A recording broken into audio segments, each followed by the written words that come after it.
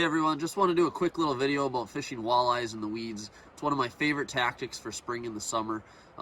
It's a lot of times overlooked. A lot of guys are fishing the mud, they're fishing the rocks, and the weeds kind of get left alone. And to be honest, this is where I catch some of my biggest walleyes. So just want to go over tactics real quick and what to look for.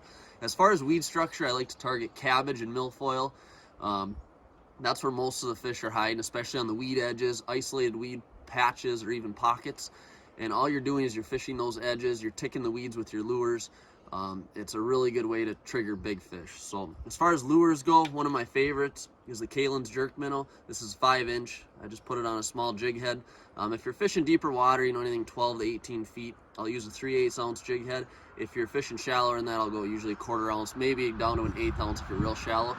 That's one of my favorites. All you want to do is just tick the tops of the weeds, and that triggers a lot of strikes. That's one of my favorites. Another one I really like is the Livingston Jerkmaster. All you do is work it down, count it down, 5-6 cranks, then start twitching it, do a twitch, pause. A lot of times if you bump into those weeds and then let it float out, that's when you're going to trigger strikes. That's a really good one. And one that's really overlooked actually is a Castmaster. I use these a lot on Chequamegon Bay. We catch a lot of really big walleyes on them. And you just let them flutter down into the weeds. You rip it out, real strong rips, because you want to break those weeds free, and they'll usually hit it as it's fluttering back down. Now, one very important thing is line when you're fishing weed walleyes. You want to use a braid.